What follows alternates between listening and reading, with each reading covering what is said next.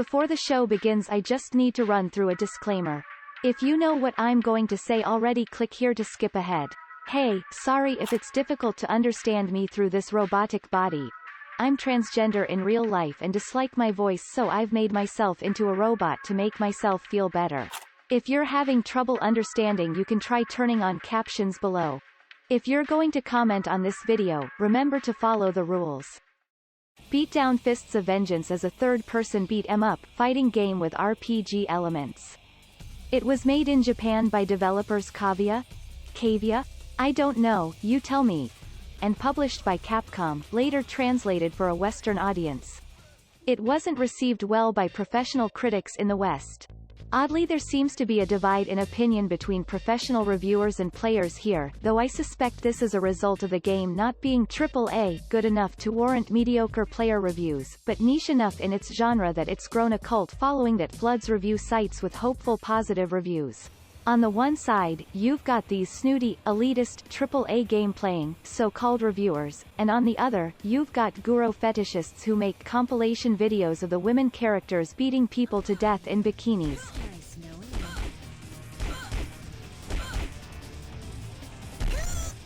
I'm out of here. Nice knowing you. I'm out of here. Nice knowing you. In all seriousness though, one thing I'll give to these positive player reviews: the game is fun, and it is a little baffling just how harshly professional critics went on the game. Anywhere you look online you'll find professional reviewers using their platform as a way to comically mock the game to bring in the click bucks. Meanwhile, everyday working-class gamer pros are giving the game 4 stars out of 5 like it deserves. In Beatdown, you play as one of 5 mafia members who have been betrayed by their family, and build your way up through the underworld, recruiting criminals to your gang, doing morally questionable missions, in a cliched story of revenge. Sounds like a cool idea, but it doesn't execute any of this well. Instead, it is a bit of a hilarious and silly mess, better taken as absurdist art or B-movie chic. Negotiation. You're gonna leave it in this menu for like 20 minutes, which is hilarious. I'll do what you say.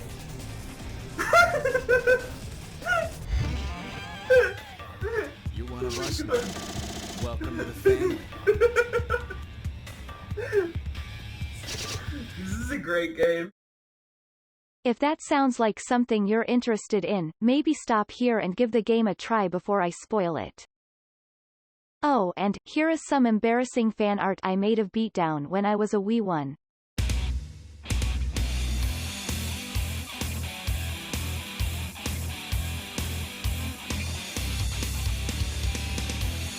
Ah.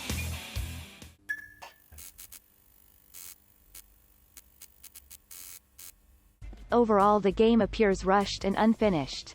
It doesn't seem like the architecture of a whole game was crafted here, or that the game engine was properly finished or polished.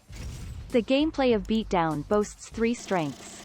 1. You have the freedom of choice in how you interact with most NPCs. 2. Between the clothing, recruitable gang members and player stats, there is room to customize your character and express yourself here. 3. The combat is what you'd expect from Capcom, good.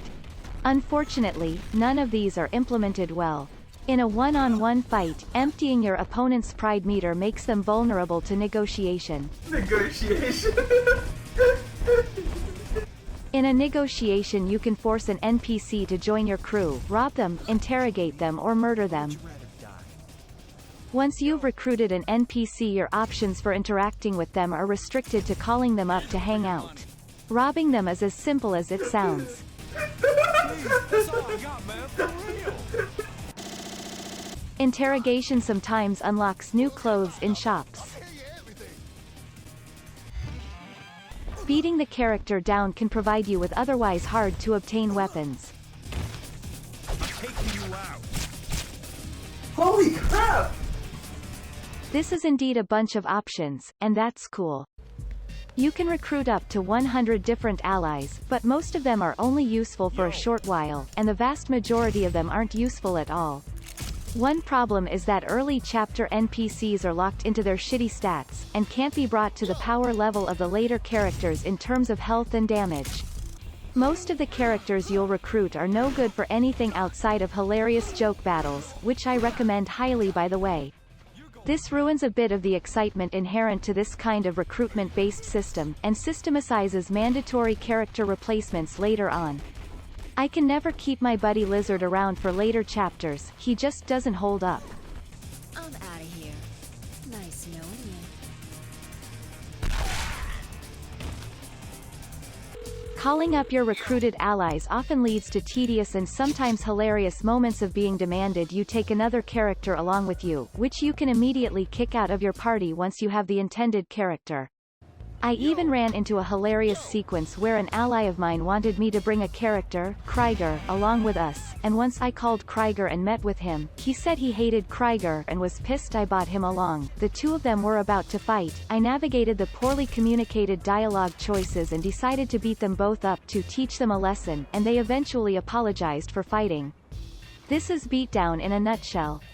It's a strange priority in a beat-em-up game to try to avoid enemies by dressing up in disguises. In a move perhaps out of character for the genre, all clothing can be worn by any character regardless of body type, leading to the ability to conquer the streets as a cross-dressing badass. A reviewer from Game Revolution wrote, "It's hard to make any of the characters look good, but it's easy to make them look like creepy sexual deviants."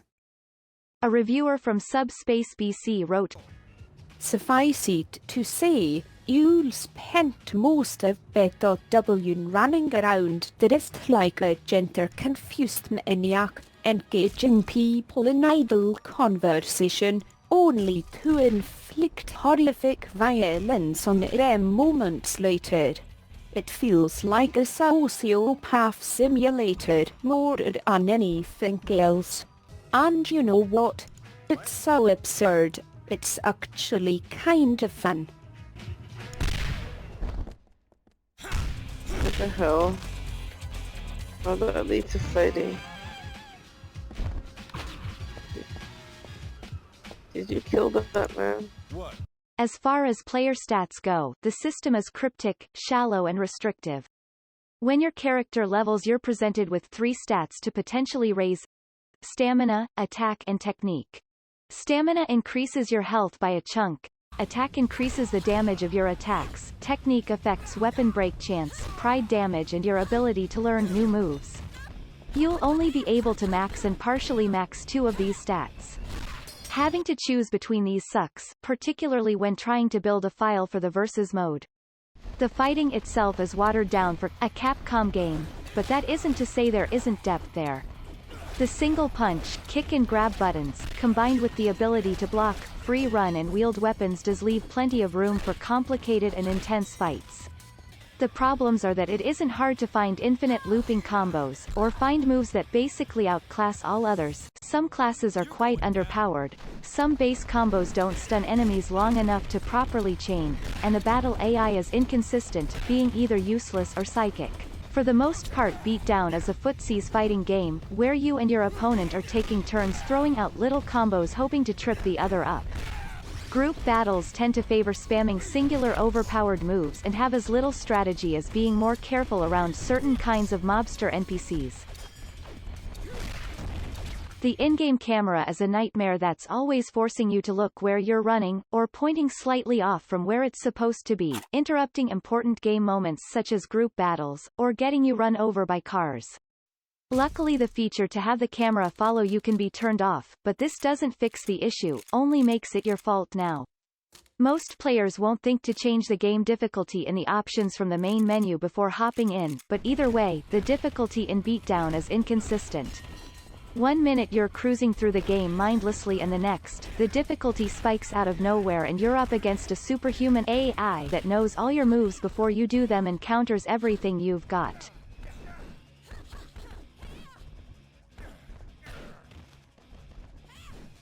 Characters jabber their lips up and down in the same ways no matter what they're saying. Now you see, boy. If you can't beat me by your own power, you are not ready to take over from me.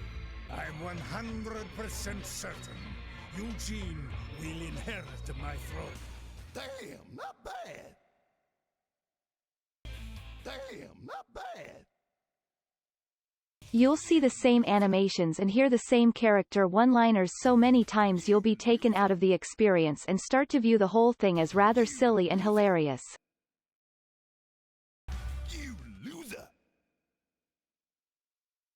You loser. You loser. Loser. Loser.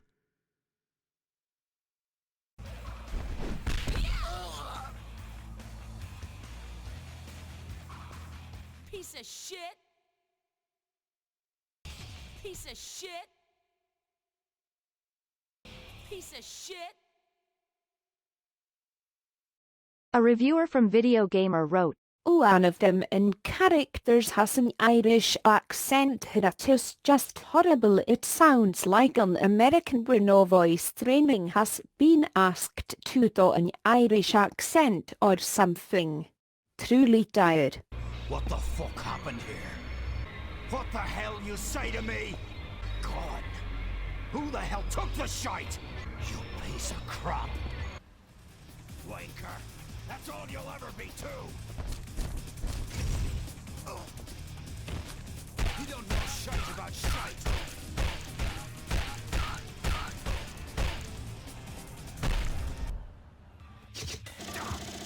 You're stronger than I thought. That motherfucker. What if he's right? Is one of the other four a traitor? Who? Shite. This whole thing is fucked. That reviewer isn't too far off. Steve Bloom, an American actor, did the voice of Raven, Chester and Ignacy. Additionally, the city you spend most of the game roaming is more like about 14 rooms with 20-second-long loading screens between them, loading screens which dominate half your playtime, meaning you go out of your way to avoid exploring as much as possible to avoid them.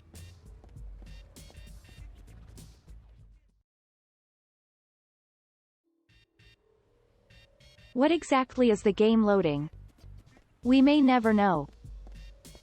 Most of the game objectives involve tediously going into and out of maps trying to carry out all actions on an NPC, with 2 loading screens for going back and forth, which you may have to do up to 3 times for one NPC, 4 or 5 if the game has randomly decided the NPC won't be there this time. A reviewer from Cheat Code Central wrote, Capcom did the right thing by allowing 2-player battles and extending the replay value with 5 characters, but some gamers will have had enough of the load times and mind-numbing decisions by the end of the first story. Momentum is key to any action game, and Beatdown saps it at every step with long loading screens, dialogue choices that all do the same thing, and long introductory and transitionary cutscenes during fights. If you avoid all side objectives, you'll be filtered down a linear story path without meaningful player expression. And if you're looking to complete the game 100%, you'll be taking on a laundry list of tedious objectives, which turns the game into more of a checklist than a game. The game is missing features which would seem obvious to players, but somehow slip the minds of developers. For instance, why can't you equip healing items or weapons to your allies? Or why can't you see or level up your allies' stats? What is the point of allies who are better at negotiating if you can't put them at the front of your lineup? Or would you rather die? I'll do whatever you say. That's what you wanted, right? The game seems to want to be misunderstood, not providing the player with information about how half its game systems work. How are allies' stats determined? Are they static? How does building friendship with allies work? The game doesn't tell you anywhere that martial artist characters can teach you additional moves. How does the technique stat affect weapon breakage? What do the damage stars mean on a weapon? The game is very cryptic about how to complete it 100%, hiding game objectives in places no one would ever stumble across, many hiding behind multiple playthroughs and specific character genders. The Brady Games Guide is incomplete and often misleading, filled with what I can only describe as opinion and spelling errors. The Brady Guide is a hilariously incompetent guide for your playthrough of Beatdown. It's missing some characters and information, so I guess no 100% completion then? The authors pointlessly wrote down anecdotal information about how to fight each NPC, even though they could have just mentioned their class type. Key information is obscured by paragraphs about how prone to kicking and ducking this particular juggler is, which is nonsense. I recommend Mad XXX Doc's Guide on GameFAQs. If I had to choose 2 words to describe the experience of Beatdown, it would be surreal and tedious, but it's also hilarious for as long as you can tolerate it. You can't hit the broadside of a barn, butthole! You won't live long if you're that weak.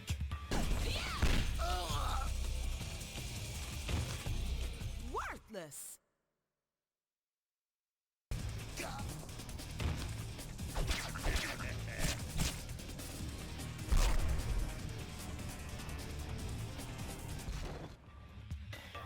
my back! Ah, you damn kids! Don't feel bad about losing. You can't help how strong I am. Common street trash. I'm on your side.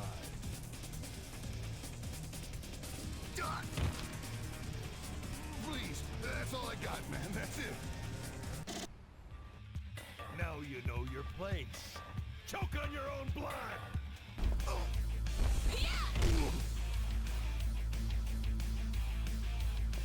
Piece of shit. My orders are to survive. That's my mission.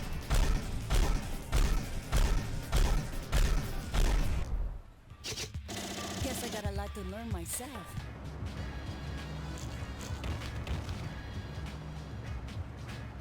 Versus Mode Custom is where most of the fun is, if you can find anyone wild enough to actually play with.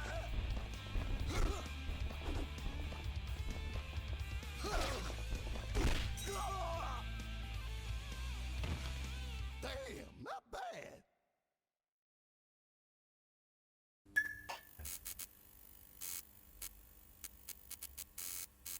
As someone who only speaks English, I feel like I can't follow the timeline of this game's development. I don't know what the development team were trying to do, or how seriously they intended the story.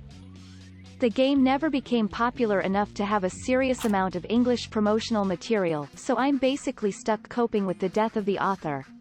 There are so little search results for promotional material, or fan art even, that you start finding some of that weird fetish art almost immediately upon scrolling down. Duck duck go, I am trying to concentrate here. Sexy lesbian boxing, oh god Fap break. Here is a picture of their tiny little playtest area at some convention. Cute. And here is a strange poster.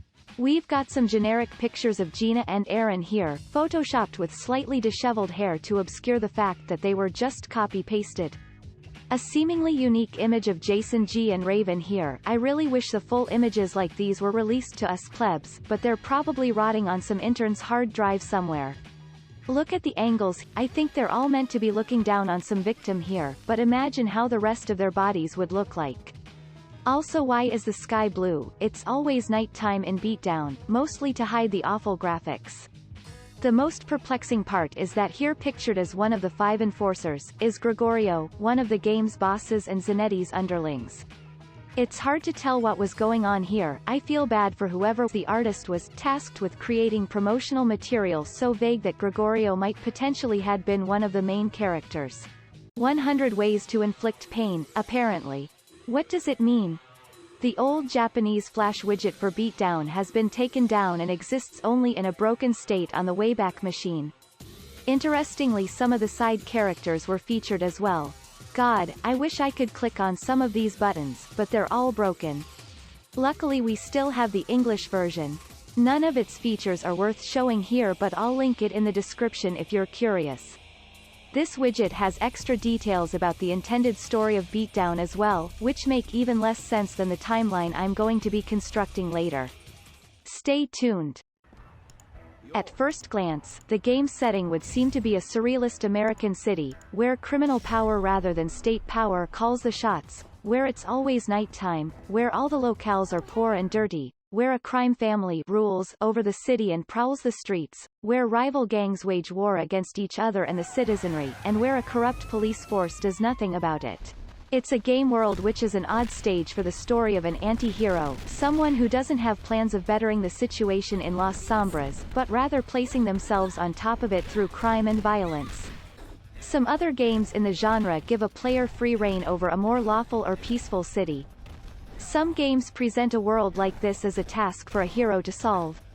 In Beatdown, the violence that surrounds you is just an obstacle to overcome, so that you can become an oppressor. Las Sombras. For decades, the city was a war zone. The story demands to be taken seriously with its portrayal of a dog-eat-dog crime-filled city, ruled by an underworld of mafia and corrupt cops, but the contrast between this and the way the story is actually delivered, through mediocre voice acting, My God. hilariously campy one-liners, Sorry I'm late. characters with no solid motivations, Kill them. What? Why would I do that? Or is this just his way of trying to get me to kill the others? Fine. I've been itching for the chance. and out-of-sync jabbering lips. Now you see, boy. If you can't beat me by your own power. Let's just say it disappoints those who take it too seriously. A reviewer from Space? What a kinky name for your site. A review from Space BC wrote, Set in the fictional city of Las Sombras, the action in Beatdown is held together by a patchwork of cliché-driven narratives. You play as one of 5 gangsters who have been framed for, I don't know. I played this game for over 10 hours, and I have no idea what my motivation was. The less you think about it, the better. In Beatdown, you've been wronged, and your ultimate goal is to beat up the people that have wronged you. The less said about it, the better. It literally makes no sense. There are 4 reasons why it's so difficult to follow the story of Beatdown. 1. The linear story path you play through was obviously only designed for Raven, but is unchanged when you play through it on other characters. Most of the gameplay moments contradict established character knowledge and manufacture character motive out of nowhere. 2. Characters like Tracy and Melvin dictate your objectives to you, seemingly in the know about your motivations and situation before you've even had time to think. You don't have to think about or set your own objectives, and so you get in the habit of not thinking about it, just going to them and following their orders. Why are you doing what they say? Don't think about it, or else you'll see how flimsy it is and it'll take you out of the experience. 3. The events of the story are only what they have to be to bring the player to cinematic encounters with the boss characters, and lack any consistent quality or stakes. Cutscenes play out exactly the same for every character, and if relevant there might be an extra bit for a specific character, but it rarely clarifies that characters' motivations or distinguishes them along the story path. 4. Regardless of whether you're rushing through the game or trying to complete it 100%, the pacing of the story will seem random and directionless. A reviewer from Game Revolution, "We've got a comrade over here," wrote, The characters' motivations are categorically off base and delivered with all the logic and persuasiveness of a 3-year-old's retelling at the tantrum. And while I don't appreciate the shade being thrown towards 3-year-olds, I can see what they're saying. Got a question for you. Yeah, what is it? Why do you trust me with such an important mission? For all you know, I'm the traitor here. Simple. I've never really liked you. You're a brainless thug, a wild dog thirsty for blood. But you're no traitor.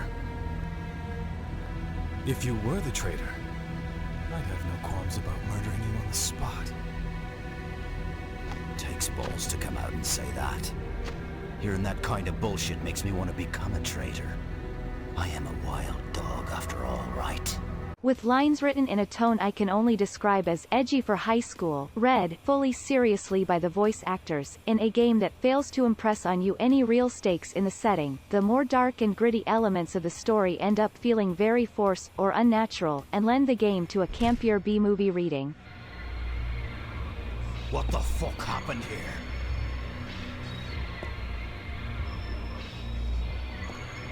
These are all cartel members. I know that, dumbass. I just want to know how the hell this happened.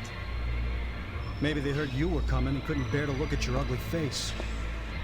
What the hell you say to me? Knock that shit off. You forget why we even came here? What about the drugs? Well, I sure don't see anything laying around. Must be gone already. God. Who the hell took the shite? Whoever killed these poor bastards, apparently. Look around, man. Even a stupid ass like you can see what happened. You piece of crap. Shut the hell up, both of you! Guys, we're surrounded. What the hell are you talking about? The strong have the right to rule over the weak, is an oft-repeated sentiment in Beatdown. The strong earn the right to rule over the weak. The strong have the right to rule over the weak. The strong rule over the weak. That's the rule. The rule. The city runs by that system, and so do we. So I guess I work for you now, huh? It's like Dad always said. The strong have the right to rule over the weak.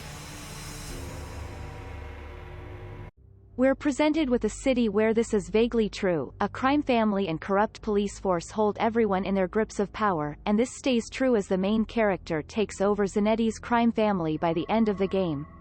In Beatdown, we aren't presented with a challenge to this view, and your character is the ultimate embodiment of the ideal, rising up with their inherent power to usurp the illegitimate ruler with his non-powerness. This is probably the only coherent expression the game ever makes, and I think to call it intentional, suggesting this game might have some kind of discernible message at its core might be giving it too much credit. I don't think it's actually intending to say anything, the story exists to funnel the dumb fun of the gameplay. I'm going to attempt to make a coherent timeline out of this mess. If you're not down for a 10-minute briefing just about the story of the game, feel free to click here and skip this part. Afterwards, we will compare the story I've put together from the gameplay to the supposedly intended story as described by the official Beatdown website. So first off, Las Sombras. For decades, the city was a war zone. Really now? Figuratively, or like a real war zone? Did Lola fight as a guerrilla fighter in the war? Who knows? What we know is that there is a truce not to use guns between the police and the Zanetti family, apparently. Well, why didn't you use it? A truce with the police. Break the truce, and it's all over. Dying would be better than going back on my word. The story starts with the 5 main characters, Aaron, Jason G, Raven, Gina, and Lola, working together in a crime organization, the Zanetti family, which rules the city with assistance from the chief of police, Wallace. Aaron is the son of Zanetti and potential successor to leader of the crime family. In a meeting with his father, Aaron is reprimanded for working too closely with his friend group, who he is meant to see as his potential underlings. Zanetti sees this group as being too powerful and a threat to his organization, and offers Aaron a chance to kill his friends as a test, to prove he can take over the organization. This angers Aaron, who goes to attack his father, however he is guarded by his assassin Ignacy. Zanetti considers this a refusal, and promises his throne to the next up, Eugene. Fuck you! Silencio! Who do you think you are? And bans Aaron from the hotel and disowns him as his son. You are no longer my son! Lola's story is the hardest to follow. Lola is sitting across from Detective Chester at the Las Sombras Cantina bar. He begins talking to her, revealing that she is an undercover agent working for police department and serving the interests of someone there, you find out at the end of the game it was Detective Chester, but this isn't made clear until the very end and the gameplay very much contradicts this and will leave you very confused. That was some good undercover work, kid. She receives payment for the mission to assassinate Zanetti, and presumably also Police Chief Wallace. The story is so contradictory that it's really hard to figure out what is going on with her. Raven is called to a meeting at the rail yard by Eugene, bringing direct orders from Zanetti. He claims one of his friends is a traitor who plans on assassinating Zanetti, and to find and kill them. This doesn't really go anywhere, but if you're lucky enough to get the hyper-specific ending where you finish the game with a battle against Lola, every character will say the same thing to her. So you were the traitor. So, you were the traitor all along. Does this mean everyone was looking for a traitor? Who knows? More proof that the game was originally only designed for Raven and they just copy-pasted cutscenes. Gina meets up with Eugene at the wharf in secrecy to discuss her progress on a plan he was involving her in. As far as can be discerned, the plan is to bring her 4 friends to a harbor warehouse and disrupt a cartel drug deal, the cartel being a rival crime family. Gina presumably doesn't know Eugene's true intentions, she is blindly in love with him and would do anything for him. I think the point is that Eugene wanted her to bring her friends to the warehouse so he could kill them all there. It is not clear if she knew his intentions but just thought she would be excluded or if she thought it was a normal drug deal bust. Eugene, after this job's over. I know.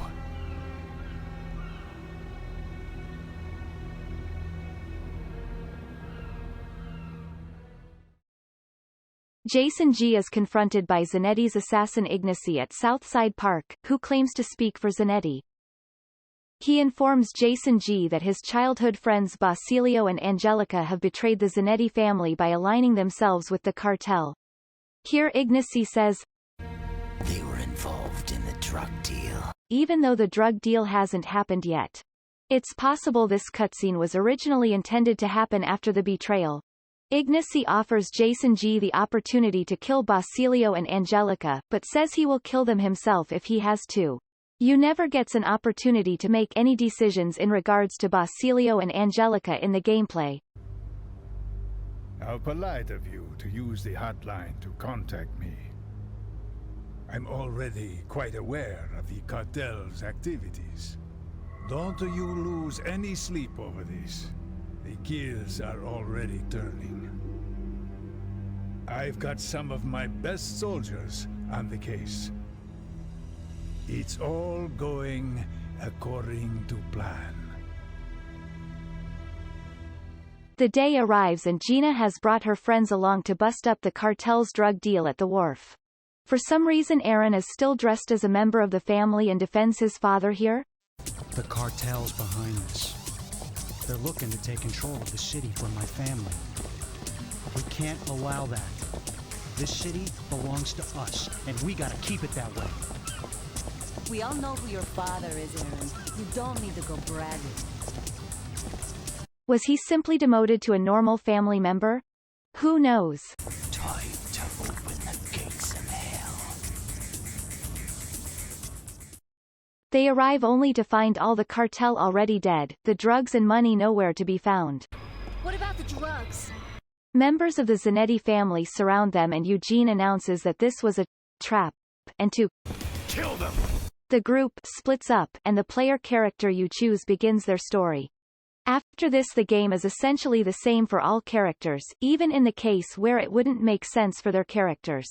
All the NPCs in the story act as if you have been framed as a traitor of the Zanetti family. I guess that's what happened.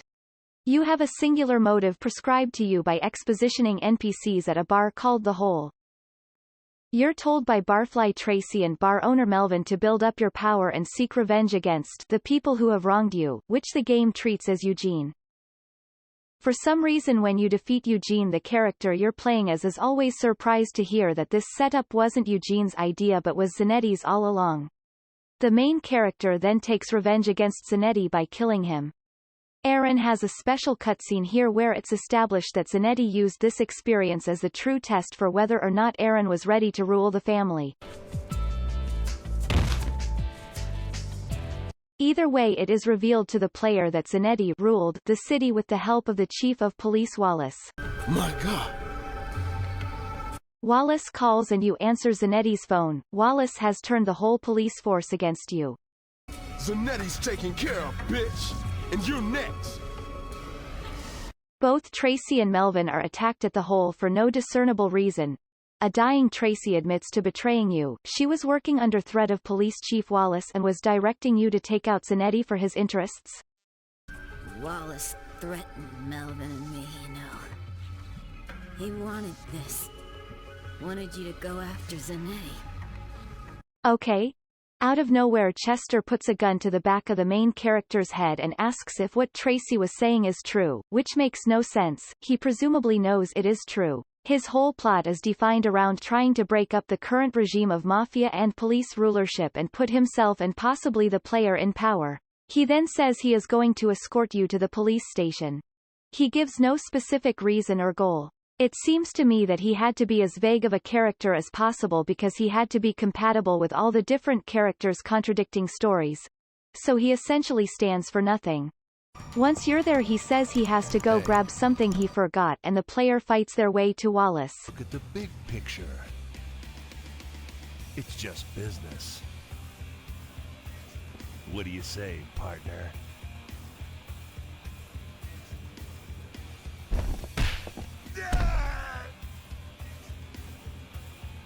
Shut the fuck up! The main character defeats Police Chief Wallace, who then pulls out a gun. Wallace! You just made a big mistake. The tables are turned, kid. Times like this call for playing the wild card, huh? Damn it. Now die!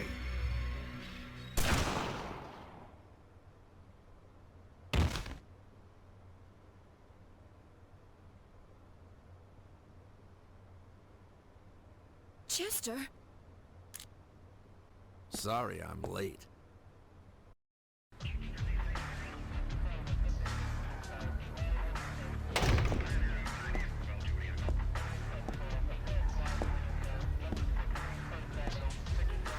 You okay? Thanks. What are you gonna do now? Plan on taking over the gang? Huh.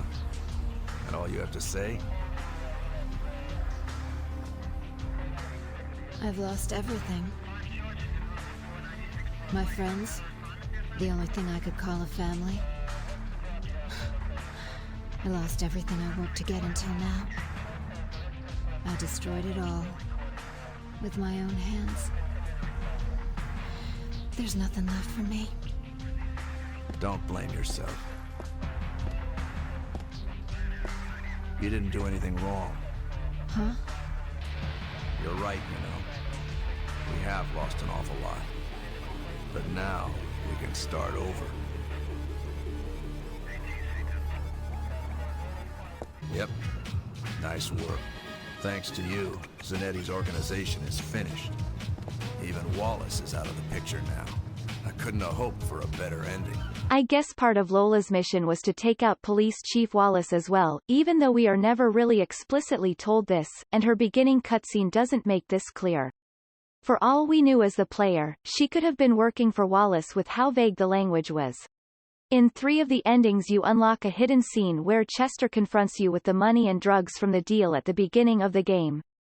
He says he snagged them during the confusion, which is pretty strange. When asked why, he explains that his plan was to cause the infighting in the Zanetti family and police corruption to get worse, presumably towards his own ends of achieving power. It is unclear. The damn cops in this town. He offers the player the case of either the drugs or the money. If your character takes the drugs, they rule the city along with Chester as a new chief of police. If your character takes the money, they go on a tropical paradise vacation and Chester is the new chief of police. In the true ending, your character tries to take both and gets in a fight with Chester, eventually coming to rule the city alone in their own way.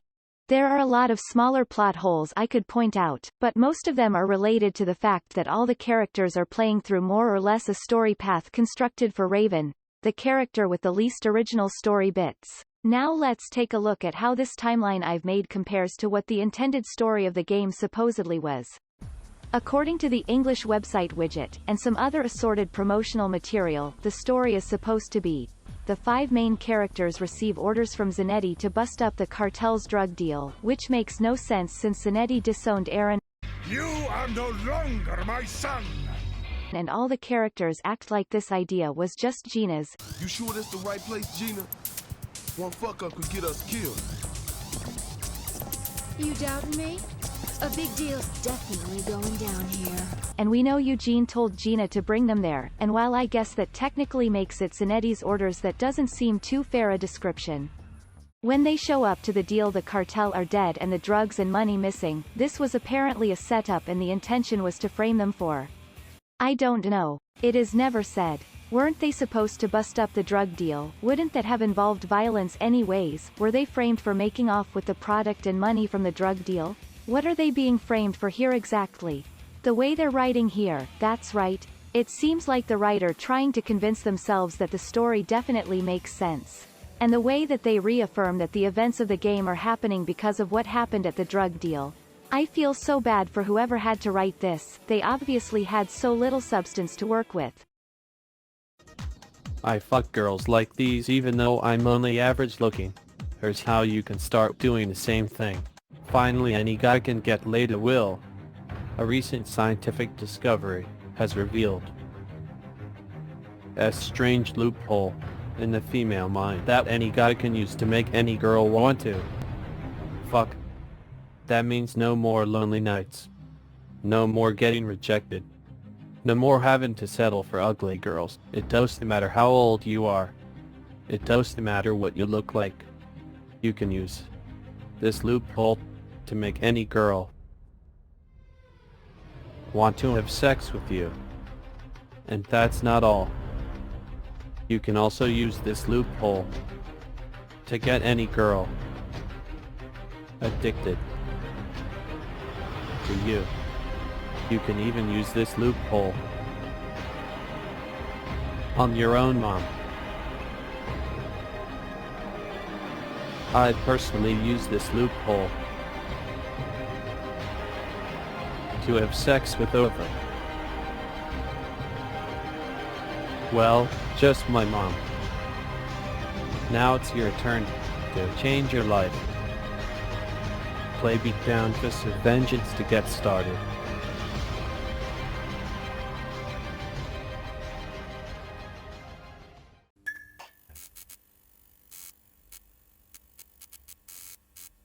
If you look at the game through a political or sociological lens, there is a lot to be concerned about. You're going down. Most of the men in the story, from the random NPCs to the gang members and police force, are presented as hyper-masculine, cruel, unfeeling beings driven senselessly to violence and revenge by duty or power. The closest the game comes to showing a man as a multifaceted character capable of caring about or loving someone is Jason G, whose friends he grew up with, Basilio and Angelica, are killed by the assassin Ignacy, and he seems genuinely affected. Though of course it culminates in an extra violent scene for him later, and the gameplay sort of ruins this chance for nuance by making him the exact same revengey man as all the other characters. Your character can become traumatized after having to beg for their life when a battle encounter goes badly, and while traumatized, all the NPCs in the game will chastise your character and make fun of them for it. One way to clear this condition is by beating the guy who traumatized you in a fight. That isn't how trauma works. Another instance is found in the side character Carlo,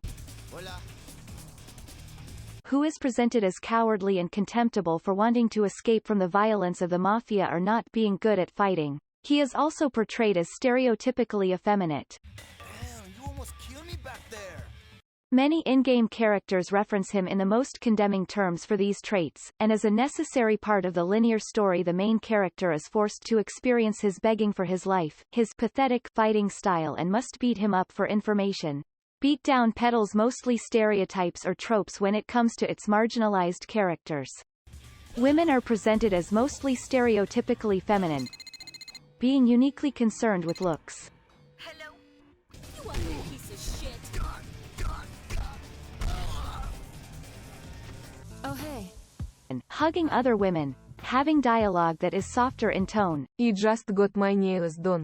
having less stats, using more acrobatic fighting styles. Piece of shit! Before some people get into a fit, I don't have a problem with women being represented as many of them are in real life, but almost every woman in the game has these same qualities, which is unrealistic and poor representation. Gina and Lola experience unique levels of sexualization in the game. The way the in-game camera frames them focuses the viewer on their bodies. This is a long-running trope in games made by men for men, and contributes to men seeing women more as concerns for their sexual interest rather than as full people with wants and needs of their own. Both Lola and Gina are also presented as being in distress and needing saving when you play as the other characters. Gina having been captured by the Mafia and held in a basement, Did you come to rescue me? and Lola arrested and laying in a jail cell, What's going on outside? whereas both Jason G and Raven are roaming the streets.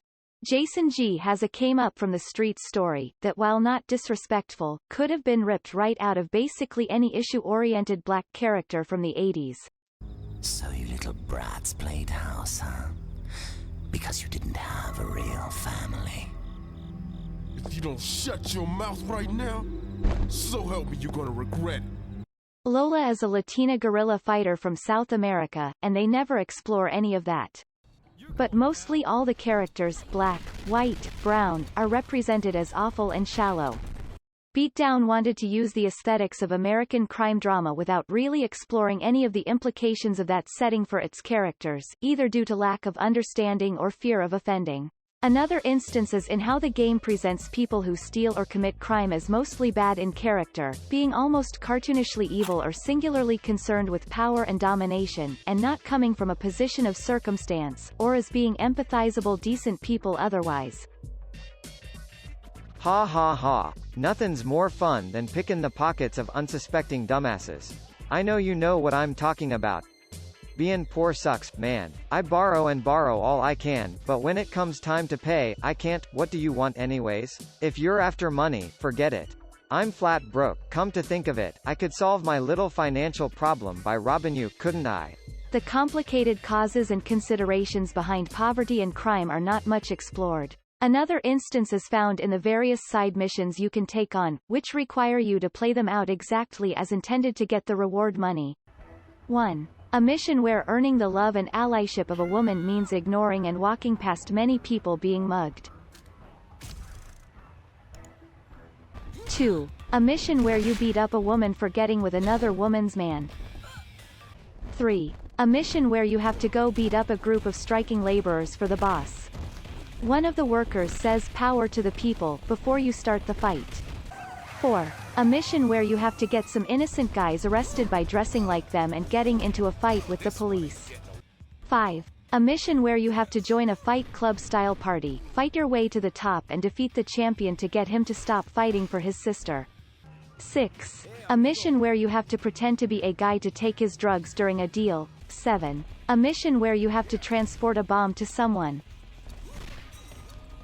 8. A mission where you've got to help a cop cover up his corruption. In these missions you're expected to carry out the task as listed regardless of the morals on display. Even in the many cases where you're offered alternative solutions, it results in mission failure. The recruitment system is also a bit of a mess. It's really cool in concept, but the whole humiliating people in a fight to win them over to your side, it's kind of a mild yikes. Want to join me? Or would you rather die? I know that in Beatdown the coherence of the game world often takes a back seat to the gameplay, and that reading for depth here is a losing struggle, but I still think it's worth talking about. You're one of us now. Welcome to the family. If you take seriously the role of gang recruiter, fighting and converting on the front lines, your character becomes some kind of warlord building an army. What a terrifying and interesting concept. The seriousness of which is slightly undercut by the hilarious recruitment lines that many of the characters have. I am a victim of circumstance, and it's your fault! Do whatever you say. It's what you wanted, right? Now comes the fun part. Hope you're ready. How you doing? I'll do whatever you say. That's what you wanted, right?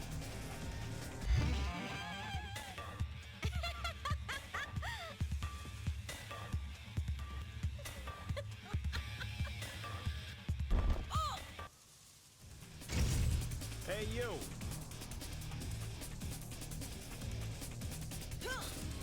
I'll do whatever you say. That's what you wanted, right? You'll never be strong enough to handle me. Hola.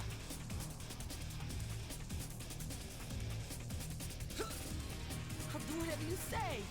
That's what you wanted, right? Ha! You see that? I'm a badass, man.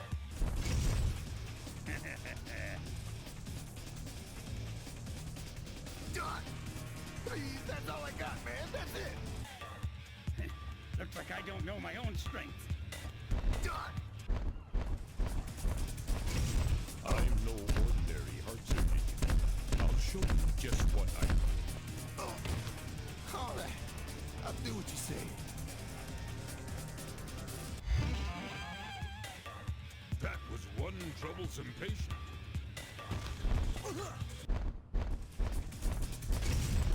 Hi. All right, I'll do what you say.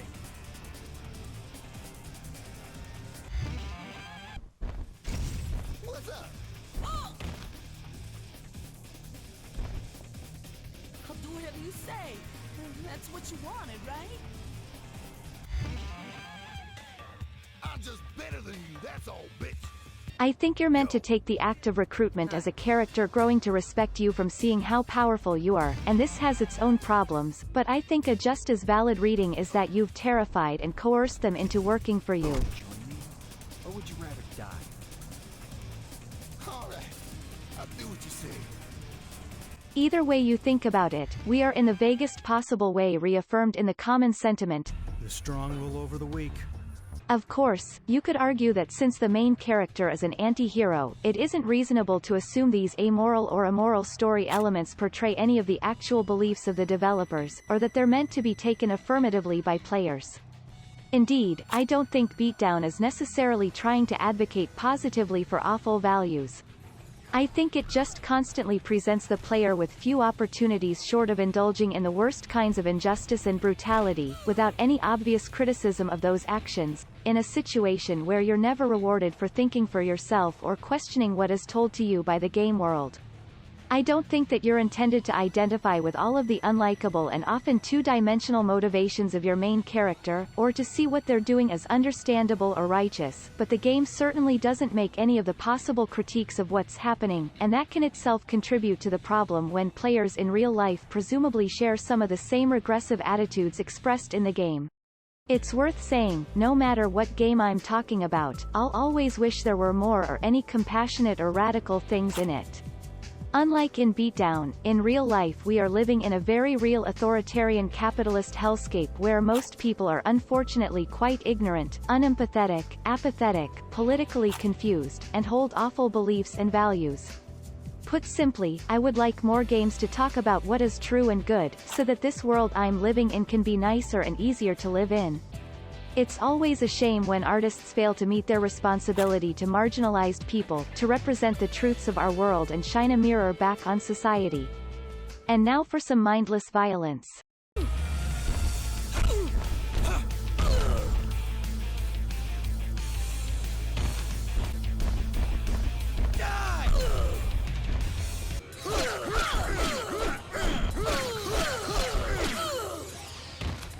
Damn, were you even awake? You can't hang with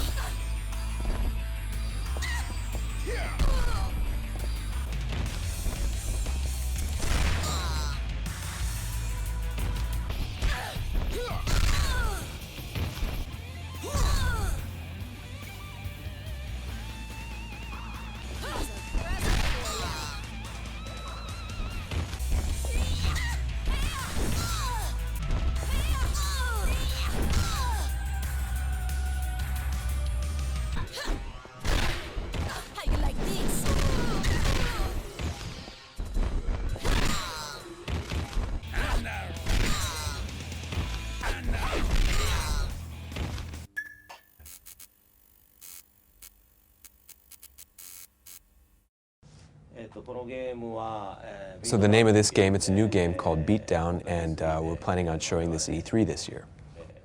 So there is a system in this game in which you can make friends and collect friends. You're going to meet people and fight with them, and at one point there's something called a negotiation system where you would negotiate with them. Depending on the person you're negotiating with, bring them in as one of your friends or your sidekicks. It's possible to gather a maximum of 100 friends in this game. It's possible to have a maximum of 2 of them on screen with you, following you around at any time.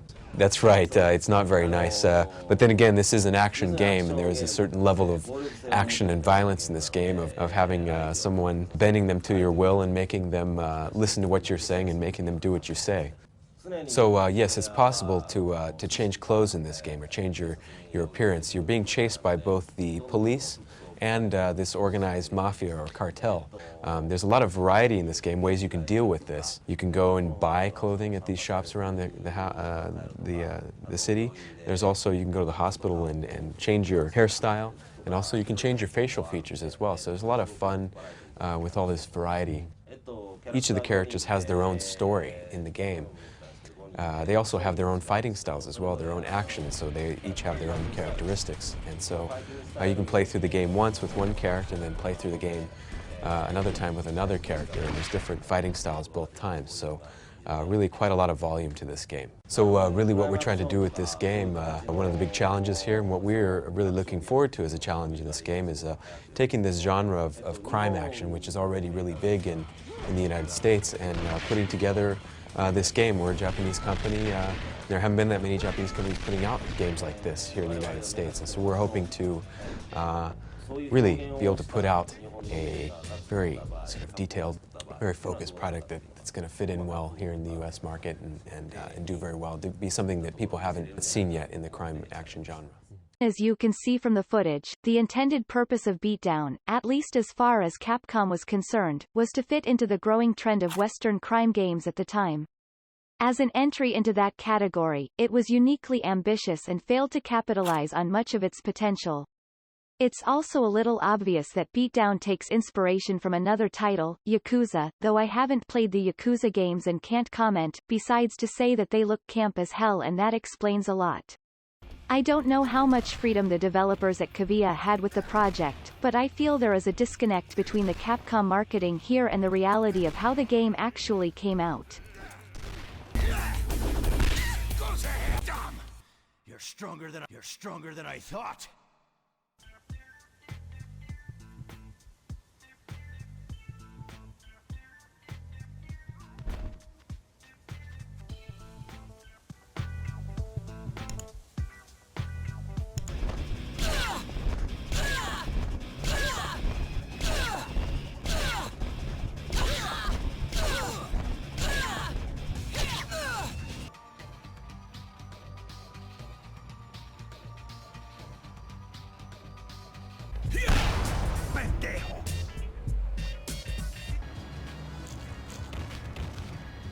Whether that is due to an incomplete or rushed launch, I'm not sure. I'm not certain what happened with this game's development that it could be released in this state, but my guess is that the project was approaching the life end of the PS2 and was pushed out the door early by Capcom.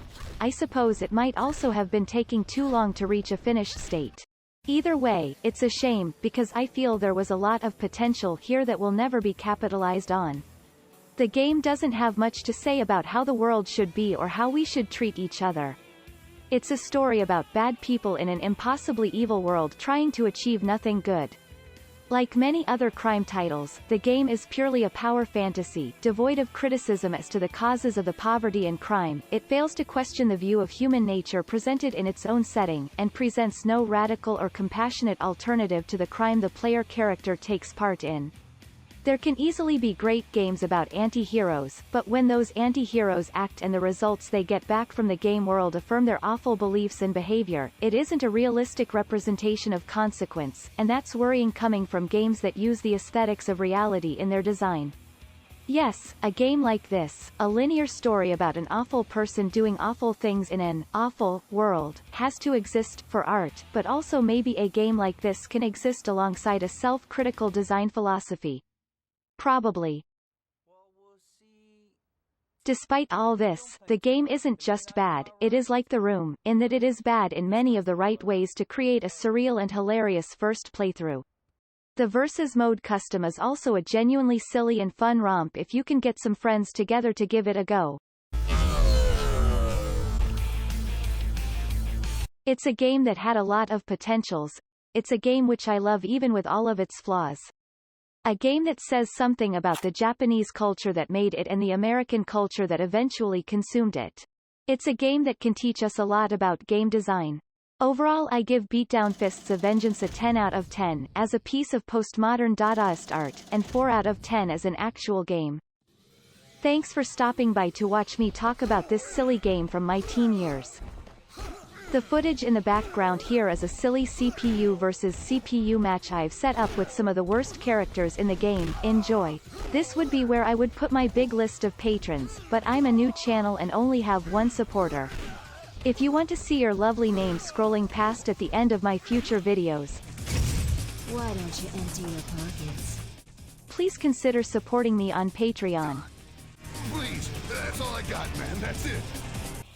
I'll be making more videos like these, talking about all kinds of media from a radical and compassionate lens. If you support that, please help me out by liking the video, it does help the video get seen by others. If you subscribe, remember to click the bell icon, or else for some bullshit reason YouTube won't tell you when I've uploaded something.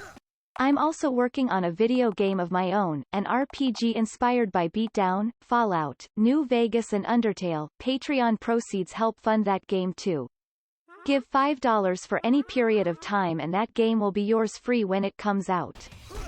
Please remember that while we mess about on our phones and computers entertaining ourselves, there are people with no clean drinking water, no food, no doors, no toilets, no education, no healthcare. Democratic values are being dismantled, we're losing our right to privacy, and global warming apocalypse is coming for us all.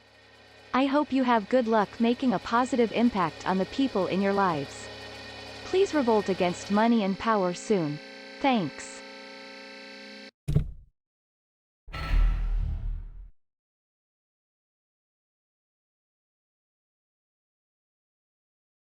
Cette scene the fictional city of La Sombra, the action in Beatdown is held together by a patchwork of clichés de revenge narrative. You play as one of 5 gangsters, who have been framed for, I don't know. I played this game for over 10 hours, and have no idea what my motivation is. The less you think about it, the better. In Beatdown, you've been wronged, and your ultimate goal is to beat up the people that have wronged you. The less said about it, the better. It literally makes no sense.